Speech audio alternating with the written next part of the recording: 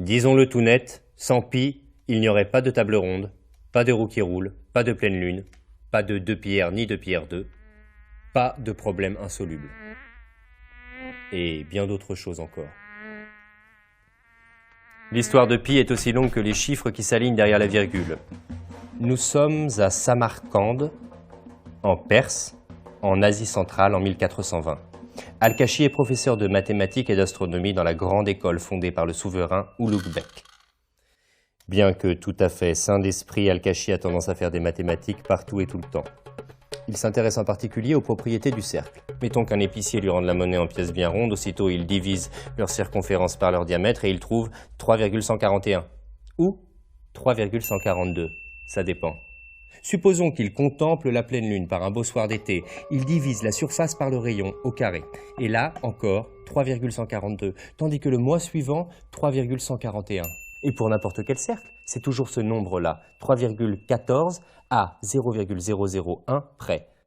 Sauf qu'Al-Kashi n'est pas homme à se contenter de si peu de précision. 3,141 ou 3,142, il faudrait savoir. Comment savoir ? Pour être plus précis, il me faudrait un concept, une idée, quelque chose de bien solide, méthodique, un raisonnement carré, quoi. Quelque chose qui tienne debout, qui me permettrait de faire tenir le cercle en place. Parce qu'il trace le cercle, il roule, il trace sa route. Je lui glisserais bien une petite cale, là, sous les pieds. Quelque chose pour le stabiliser. Ou alors je pourrais l'enfermer dans un carré. Ou dans 2 carrés. J'aurais un cercle inscrit dans un carré circonscrit qui comprendrait un carré inscrit. Si je comprends bien, mon cercle serait compris.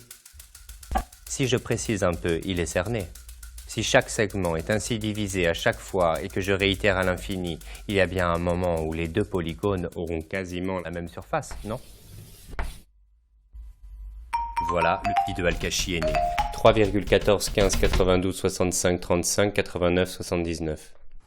Un chiffre à 0,000000000000000001 près. Il y a 14 zéros.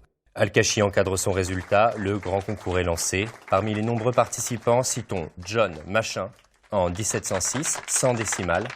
Et bondissons jusqu'au record actuel, messieurs Yi et Kondo en 2010, 5000 milliards de décimales. Sauf que ça ne sert à rien. Parce que pour calculer la circonférence d'un cercle, 2πr et sa surface πr2, 4 ou 5 décimales, ça suffit. En mathématiques, parfois le résultat est moins intéressant que ce que l'on débusque sur son chemin. Pi a vu émerger de nombreuses questions et de drôles de réponses qui ont servi pour les antibiotiques. Parce que c'est drôle la vie. Ah. On me dit que c'est une erreur les antibiotiques.